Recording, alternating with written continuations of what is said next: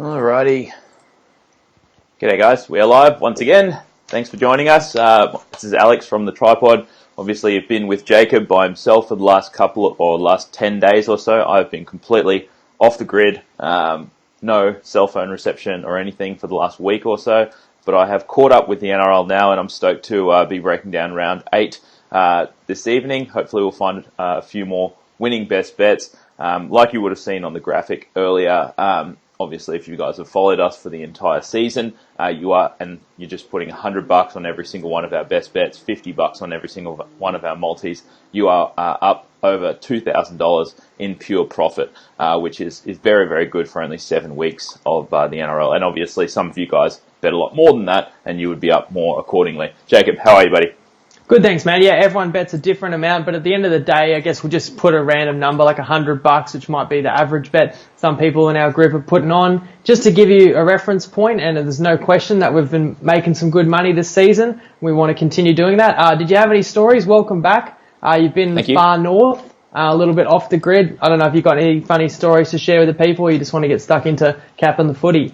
Not really any funny stories, I guess. I thought it'd be weird, and it was weird not to have any reception, no TV. Like, I barely looked at my fucking phone for like 6 days, and it takes a bit to get used to, but after like 2 days, it's quite nice. Didn't have to. Yeah, you would have struggled with that, because I know you do absolutely love porn. But anyway, do you want to set the scene for Thursday night footy? Let's set the scene for Thursday night footy. We have the Rabbits hosting the Broncos. Rabbits are 5.5 point favourites, and the total is 41.5 points. So obviously I got caught up on all the games. Today, watched all the extended highlights, all that kind of stuff, and obviously the Rabbits got the win over the Panthers last week, where, I kind of texted you before I went off the grid completely, and I said I really like the Panthers in that spot, and I did feel like watching that, they were getting over the top of them, especially in that second half, and they possibly should have even won the game. They had multiple chances in the last 20 minutes to get on top, couldn't do it. Meanwhile, the Broncos get a massive confidence-boosting win over the Sharks, and I know the Sharks are a pretty depleted side, but this Broncos team has just had people have been heaping shit on them for week after week after week, and we've been copping shit week after week for taking the Broncos, even though they are our team. And it's a funny thing, because back in last year and the years before and all that kind of shit, we would take the Broncos, and people would be like, "You're only taking the Broncos because you're from Brisbane." But we go against the Broncos more often than not. It's just this year, we've found some value with the Broncos, and I think that there's value on them again this week. I think you could argue that they are even teams at this point, and I think that it's not so much of a letdown spot after a big win from the Broncos. They aren't in the top 8 currently, obviously I think it's more of a confidence boosting win rather than a letdown spot for the Broncos off a big win. I think they can cover the 5.5 or 6 and what we've got, and possibly even get the outright upset.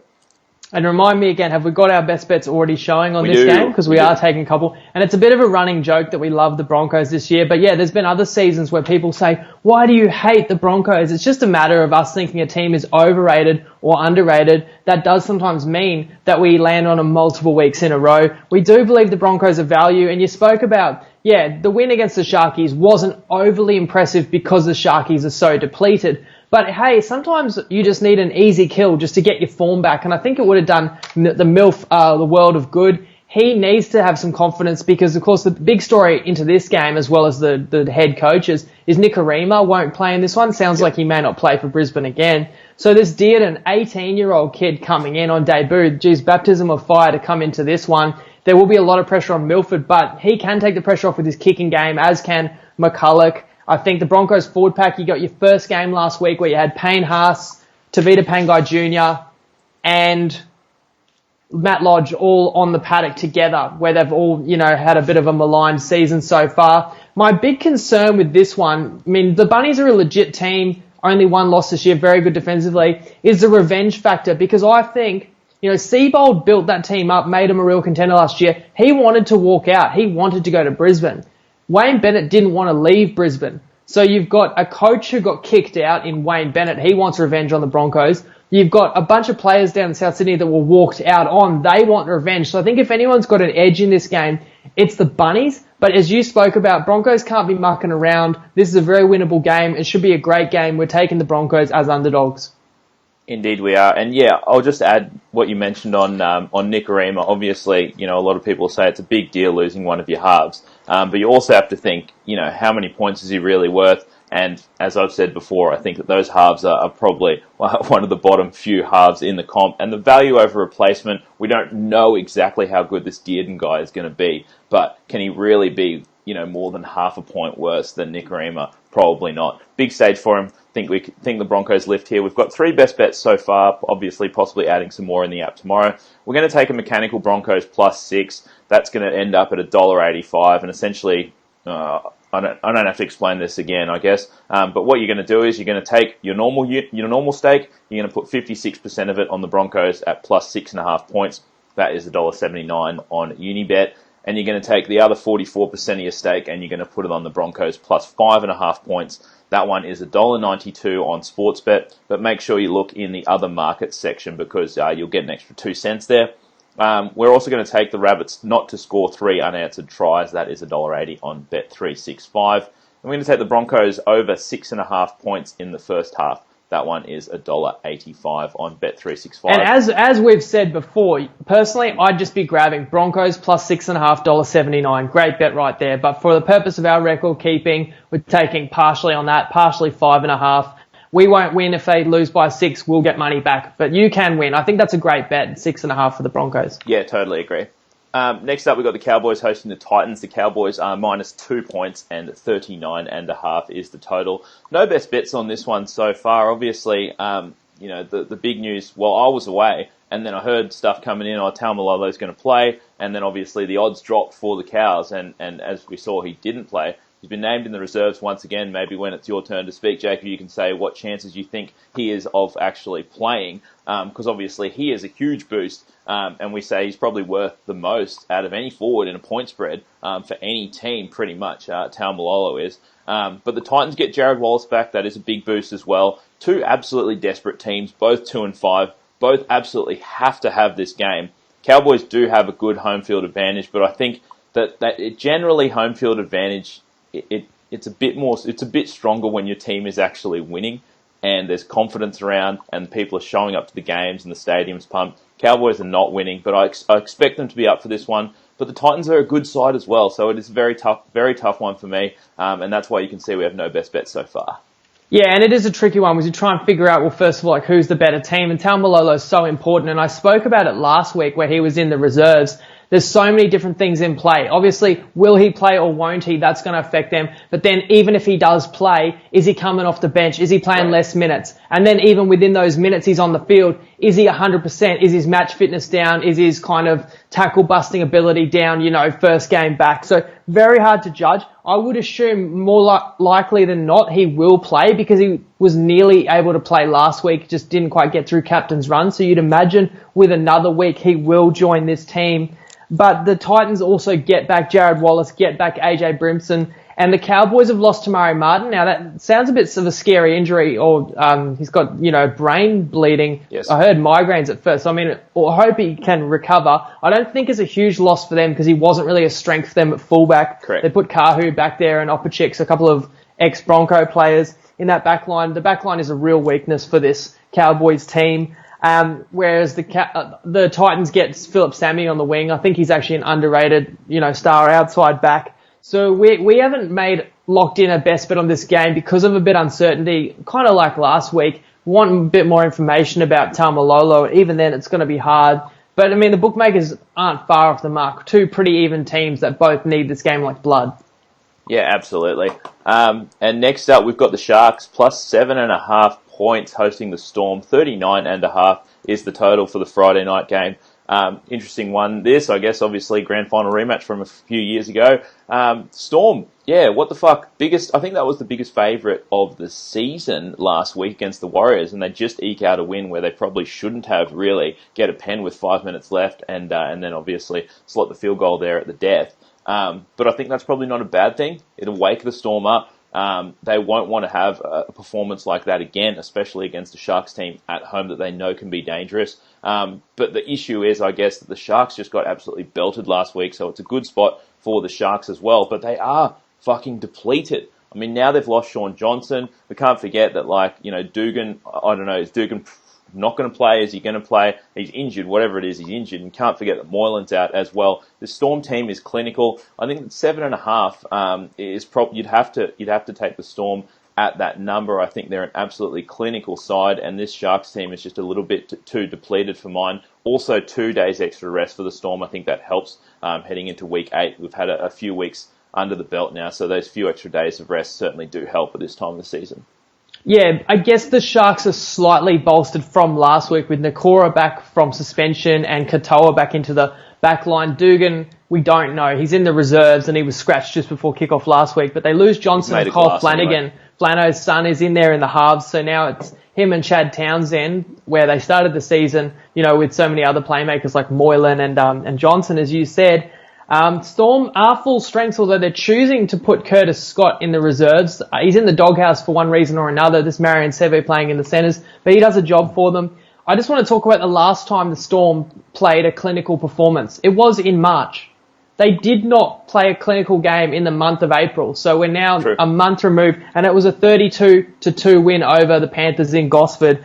And I just do not want to go against a Storm team that has not played well 4 games in a row, but I can't really figure out why they haven't played well. I really thought they were going to beat the Roosters. I thought they'd have no problems with the Warriors. They struggled against the Bulldogs in there too. So there's been quite a few games where it was a little bit surprising, and I think one of these games it'll click and they could run up a score on someone, and it could be this one. Now, the Sharkies still have a bit of spirit and a bit of fight in them. I spoke about in the recap, they were down 21-0 against Brisbane. Half the team was out, and the second half they held them to 1 try each. So they got some spirit, but I just think they're going to be outmanned and outgunned in this one. Yep, and we've got 3 best bets so far. We will be taking the Storm minus 3.5 points in the first half. That one's $1.82 on Bet365. We're taking the Storm minus 3.5 points in the second half. Also, that one's $1.84 on Unibet. And we're going to take the Sharks under 6.5 points in the first half. That one's $1.83. You can find that one on Neds and Ladbrokes. Before we move on to the next game, Jacob, I just want to say, are you nervous about the bet that we made pre-season? We made a bet on who would finish higher on the ladder, and Jacob got the Broncos and the Storm, and I got the Roosters. And it was a bit of an early crow from you a few weeks back. We have $1,000 riding on it. How do you feel at the moment? Well, I think that loss to the Roosters was bullshit, and I think that might ultimately cost me $1,000. I was looking at the minor premiership odds. The Roosters, who we'll get to in a couple of games' time, they are the favourites to win the minor premiership. So you're in the box seat, but hey, they're equal on points at the moment. A long season ahead still. That is very true. Moving on to the early Saturday game, we've got the Raiders laying 2.5 points against the Panthers.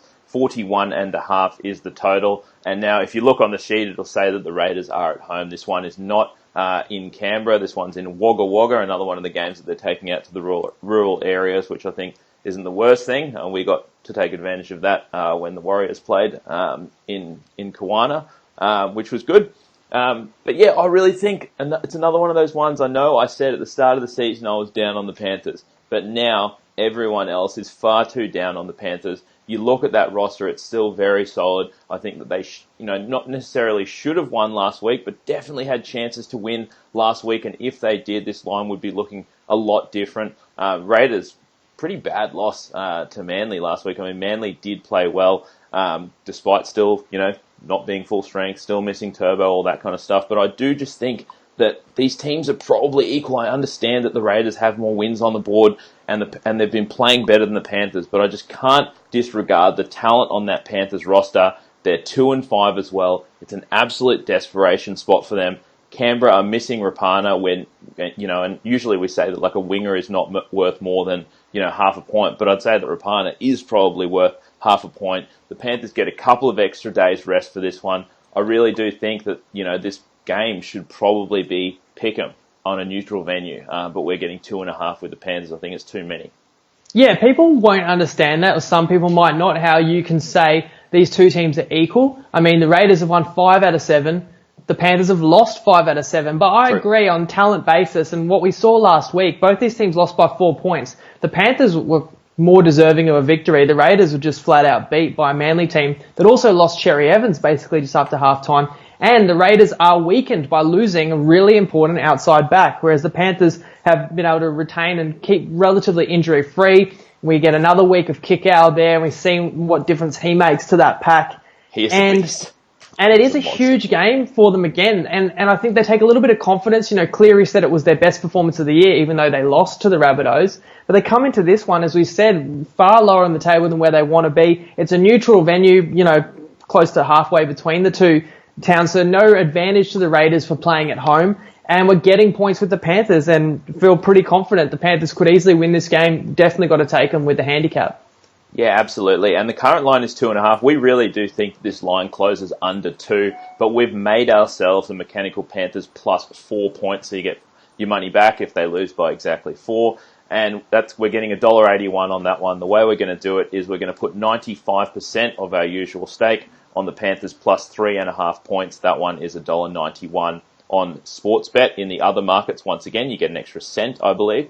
And we're going to put the rest of the 5% on Canberra to win by exactly 4. That's $17 on Bet365. Second best bet is the Panthers winning at halftime or full time. That is a fantastic bet. That's $1.91 on Sportsbet.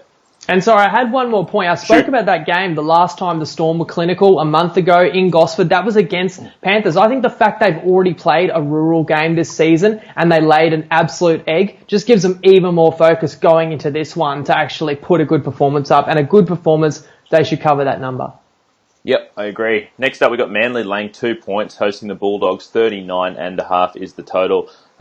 This is the toilet bowl game of the round. No best bets so far. When I looked at this game initially, I did think that I'd probably like the Bulldogs here. Cherry Evans out, Tafua out. But I do think that there's something to be said about injured player theory. I think that Manly may lift, especially at home, after just having lost Cherry Evans. But there's just not that much talent there, especially when you lost Cherry. Turbo's obviously still out. The Dogs get a couple of extra days rest. They're coming off a confidence-boosting win over the Cowboys. I guess Manly are as well. But I just think that, are these teams that far apart? I guess the line is saying that they're pretty even teams, which I guess you probably could argue that. But especially losing Cherry Evans, I think that you could make an argument that the Bulldogs are maybe the slightly better team. But even so, the line is pretty close to fair. And generally when that happens, we like to just leave the game alone. So at the moment, no best bets.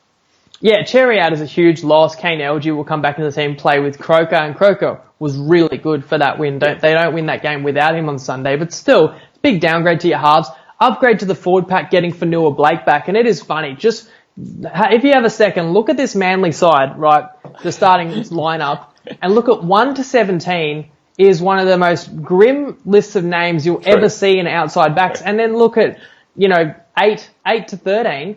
And that's a finals footy level forward pack. I've never seen such a disparity between the pack and the outside backs. And, I give a lot of shit to a guy like Josh Parker and, Brendan Elliott. Those guys actually have been playing really well and helping this team win games. But I just mean, on name recognition, your average league fan barely recognises a single name in this Manly back line. And I wonder if that will hurt them. Just one too many, X factors. I've spoken a few times about Dylan Walker's meant to be in this outside backs as well. He's not there. The Dogs name the same side. And look, I don't, sit here. We know what we're talking about when it comes to betting on rugby league. We don't pretend to know more than coaches, but we do question them sometimes. And from week 1 of the season, it's saying, where's Reece Martin? Yep. Where's Nick Amini in this Bulldogs side? And funnily enough, since they've been instated, there are a couple of their best players every week. Another guy who really stood up, Cody Harawira-Naira, the new recruit. He was massive, real big part of their win last week. And then in terms of their personnel, while they've named the same side, you've got Dylan Napa and Kieran Foran, both in the reserves, possibilities to add into this game. I don't know if I would disrupt the halves of Lewis and Colgar. I'd probably let them go again. But if Napa's good to go, why not throw him into the mix off the bench? That could only bolster this team. He's a big money signing as well. So, yeah, I would probably, all in all, make Manly maybe a slight home favourite just because they are at Brookvale and they have played well there this season, but it's not enough for there to be a huge amount of value jumping out at me, so we don't have any best bets yet. Yeah, not at the moment, any best bets on that one. And you're right, like any time that you bet on Manly, Brad Parker is absolutely horrific. Yeah, who's Josh Parker? I don't know. I meant Brad Parker. And any time you bet against him, he fucking lights it up. Next up, we've got the Roosters laying 12.5 points against the Tigers. 41.5 is the total. Another high line.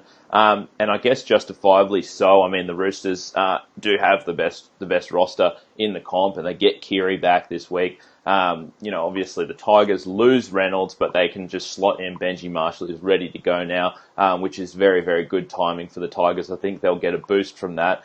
He's kind of their spiritual leader, Benji is, so I think they'll be super pumped up for this one, the Tigers. And I think that the Roosters, this could be a little bit of a letdown spot for them. Just looking at what they've done the last couple of weeks, I understand that they get a super long turnaround for this one, which is great. But, 2 weeks ago they play Storm. That's a massive game. You get up for that one. You win by 1 point. Great win. Then, last week it's an Anzac Day clash. Always very emotional. Get the win there. Now you kind of have to turn around and play what most would regard as a pretty average Tigers side at home. I can see the Roosters overlooking the Tigers in this one a little bit. But even if they do come to play, this Tigers defense is fairly solid. This is not a scraping the bottom of the barrel team. This is a decent team that should be able to hang with this Roosters roster. Whether the Tigers can get the win or not, I'd probably say, they're a chance, but I don't think they'll win. But do I think they can keep it close with the way that this Tigers side plays? Yes, I do. And I mean, you saw it last year. The Tigers upset the Roosters in, round 1 or round 2? And actually, did they beat them twice last year? Possibly. I can't even remember. But anyway, I think the Tigers can hang here. I think we see a big effort out of the Tigers. And I think we may see the Roosters come out a little bit flat in this one. Good question. The Tigers beat the Storm twice last year, and they did beat the Roosters in round 1. Split, yeah. They can play tough. Now, some people might remember they got 50 put on them on Easter Monday, but that was really the exception to the rule. This is a tough side, and ultimately we're on the Tigers this week because it's a few too many points. Now, it's not without some concerns. You heard Alex just say that the Roosters, on their day, are the best team in the comp. Now, there's only been 7 rounds. I just want to read some score lines to you. From the first 7 rounds, here are some of the Roosters' starts to games. 26-0 up against Manly. 22-0 up against Brisbane. 30-0 up against the Sharks. 20-0 up against the Storm. 14-0 up against the Dragons. That's 5 of their 7 starts. This team is fucking ruthless. But they haven't gone on with all of those scores. I could name a few of them where the opposition got back in. So my concern will be if the Roosters get a lead, are they going to be really pushing to make a statement and put an 80-minute performance? That's always the risk there. But you kind of spoke about how they've come off a couple of big games. This isn't as big of a game for them. And I think it is an important one for the Tigers. And the Tigers showed their toughness last week against Gold Coast, down 14-0, come back and win the game by double digits. So we will trust the Tigers getting a good number of points. We also think that both these teams are above average defensive sides. So we're playing a few unders markets as well.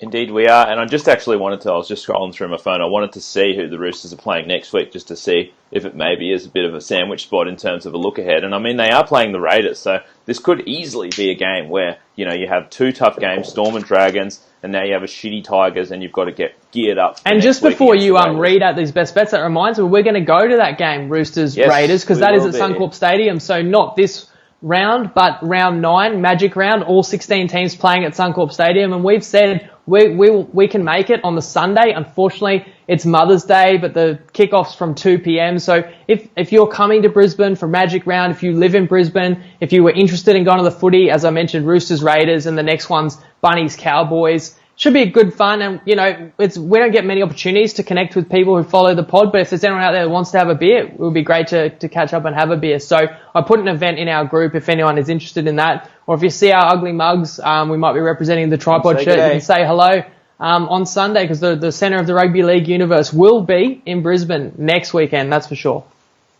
And we will have a couple of big bets on those games that are on that day. So who knows? A few big bets get up. Who knows where the night could take us? Love and Rockets is just around the corner. The casino is also a short Uber ride away. All right, we've actually got 6 best bets on this one. We're taking the Tigers plus 12.5 points. That one is $1.91 on Bet365. We do believe that the 12.5s won't be available there on game time.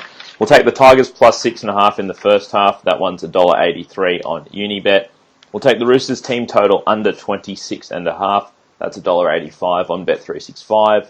We'll take under 3.5 tries in the first half. That one's $1.83 in the Sportsbet alt market.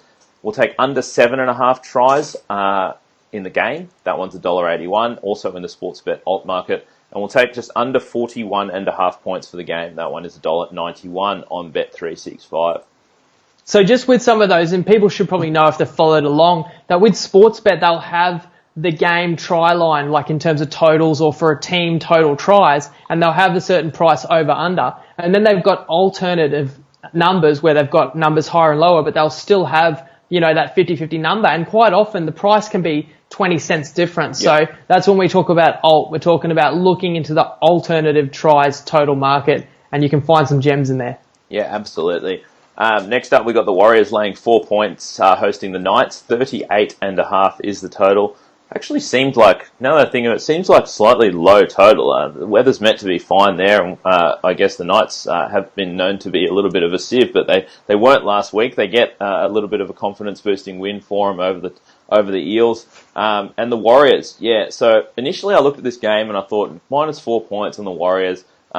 They're the better team than the Knights. They probably have a fairly good home field advantage, 2.5 points. They're getting some troops back. I want to be on the Warriors here. But, after we discussed today, I do get it. Like, this Knights team generally, especially last year and this year, have been a confidence team. And a lot of these teams, these cellar-dwelling teams, sometimes later on in the season, if they're completely out of the hunt for the 8, right, and then they get a win, sometimes the next week they'll just come out completely flat. But it's too early for that now. The Knights, they're going to be pumped for this one. Obviously, the big news here is the Warriors get back a few dudes. They get back RTS, which is massive. Fusatua, who's one of the best wingers in the comp. And they get Blake Green back, obviously, as well. But whether he's going to be absolutely 100% is yet to be seen. But I do think this is a little bit of a letdown spot for the Warriors. They've had a few weeks now in a row where, they should have won games and they haven't, especially last week. You're up 12-10, there's 5 minutes left.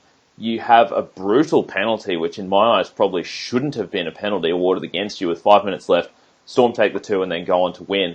That may haunt them. And it's tough to really get up for multiple games in a row, especially when you just have an absolutely heartbreaking loss like that one against the Storm. So it's another one of those ones where, the Warriors probably should be up for this one. But there is like a 20 to 25% chance that was just a brutal loss for them and they do come out a little bit flat here. So I think 4 points, and as you see on the screen, we've got 6 points with the Knights is certainly too many. Yeah, now in terms of getting up for this game, that's definitely a question mark, and we'll know the answer probably, 10 or 15 minutes into this one. Now, we've spoken about where we've been taking a team that's got a little bit of preparation advantage. There were games spread all the way from Thursday last week. This case, we're going against that advantage where the Warriors played Thursday, get a 10-day turnaround. The Knights played on Sunday. Correct. But I still that is think a slight that, worry, yes. Yeah, there was a huge performance by the Knights, and the real only difference was their intent. They actually came out and ran the ball hard, tackled hard. They were getting out of dummy half. I thought Danny Levi had his best game. I've seen him play for a long time. I spoke about how good Mitchell Pearce was. And they just need to bring that intensity with them on the road now. And I think that they can. I think that confidence-boosting win can galvanise them because nobody's season is over yet, at 2-5. They want to make the 8. And before the season, we predicted that the Knights is a better roster than the Warriors. Now, I know the Warriors got back some key players and have played decent at time this year. To reference the news that's been around with Nicarima getting signed on big money there, I don't know if I totally get it. Before the season, we did say not having a true number 7 could cost them games, and it has, but that's with Blake Green being injured. The way that Chanel Harris-Tavita has played, and with Blake Green back, I'd be rolling with those two in the halves. I think that could really work. So I'm not sure how Nico is actually going to fit into this team. But yeah, the Warriors are hot and cold, and I don't know if they take confidence from the Storm win or if they hang their heads getting so close but so far. But I do expect a big effort from the Knights. I think the Knights have the better forwards to counteract the fact that the Warriors do probably have the outside backs, and the halves battle will be really fascinating. But we're getting some points as well in what should be another exciting game. The halves battle and the battle of the fullbacks should be very, very exciting. All right, so we've got 5 plays on this one. First up, we've made ourselves another mechanical bet, a mechanical Knights plus 6 points. It ends up being $1.84. You're going to do it by putting 56% of your stake on Knights plus 6.5 points. That one is $1.77. You'll find that in the Bet Easy Pick Your Own Line Market section. And then you'll put the remaining 44% of your stake on the Knights plus 4.5 points. The best price on that one is $1.91 on Unibet. Next up, we'll take the Knights plus 2.5 points in the first half. That's $1.91 on Bet Easy. We'll take the Knights to score over 2.5 tries. That is $1.83 on Sportsbet. We'll take the Knights to score over 6.5 points in the first half. That one's $1.95 on Bet365. and we'll take the Warriors to score under 10.5 points in the first half. That one is $1.80 on Ladbrokes and on Neds. And the final game of the round is the Eels -1.5 points hosting the Dragons. 39.5 points is the total. Slight lean to the Dragons for me in this one. Not enough to make it a best bet because we had, I guess, both of us had slight leans, but none of us felt very strongly about this one. The issue I have with taking the Dragons is it's a pretty good spot for the Eels here. Off a blowout loss against the Knights, a pretty embarrassing performance. Usually they should bounce back here, but it is a shorter turnaround for the Eels, and it is a long turnaround, the maximum turnaround for the Dragons here. You get an extra 3 days rest. You're coming off a loss, so they should be ready to go here. And I guess I could probably make the argument that I do think that the Dragons are the better team here, but I guess the line is saying that they're probably even, although that Eels new home field is maybe even worth like 2 points now, I guess, or maybe even 2.5, you could probably say. But given they're both Sydney teams, travel is not really an issue. So, I mean, probably a slight lean to the Dragons for me in this one, but I guess not enough to make it a best bet here.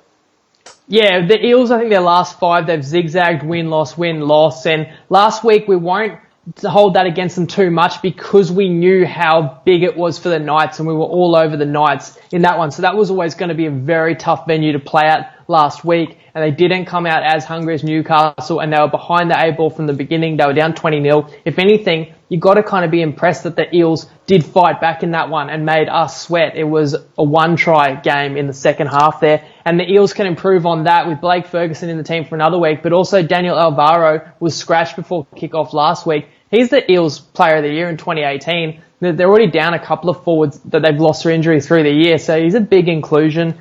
And while the Dragons, yeah, I agree, it will be a pretty even matchup, and I see these teams pretty evenly matched. And I can't wait to watch, the Norman versus Moses, these two who didn't click when they were teammates, and now they're both kind of running the show.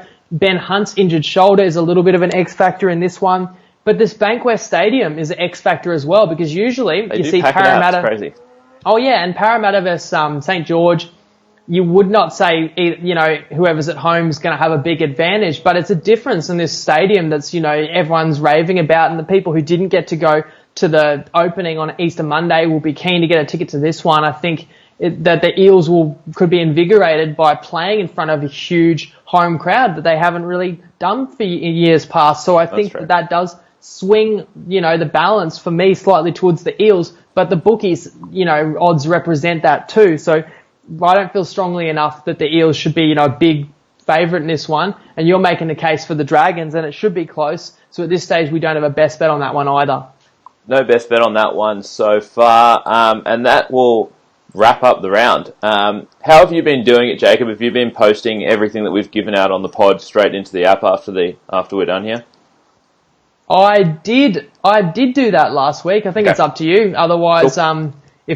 The difference is I wasn't able to put the text across the screen, I put it in the app so people could, if people had missed it. But I suppose you've got the text. Otherwise, we'll put all the best bets in the app tomorrow along with the multis as well. Yeah, because we've got all the text there today, so there's no point me really putting it up tonight. If you missed any of the best bets, you can just pretty much fast forward through the video and find where you need to find it, and you'll get all the text there. But yeah, before we sign out, like Jacob said, we will be at Magic Round on the Sunday. I understand that it is Mother's Day, but get your shit done with your mum early in the morning, or get set up for dinner. Probably breakfast is better because you might be inebriated by the time those 2 games are over. But if you do want to meet up with us and have a beer, certainly hop in the group. We've got instructions there. We'll be saying where we're going to meet a bit closer to the date. And I mean, if you've been following us, even for this year, but over the last few years, you should be thousands in profit. I know, one of the blokes in the group was up like 26 grand last year on our tips, and that was only putting like $100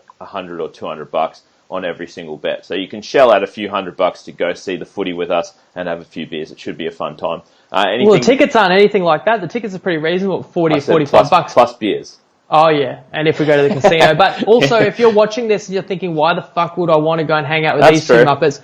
we totally understand that. We totally get that too. But it's just an open invitation if anyone does want to come along. That's true. And you can watch us, if our bets lose brutally, you'll be able to see us in a lot of agony there at the stadium. So should be a fun day for all. That'll do it, guys, for this week. We'll catch you after the late game Sunday to wrap up round 8. Hopefully another winning round. That should be, I think, 4 winning rounds in a row if we have a winning week this week. So hopefully let's keep it rolling, guys. See you on Sunday.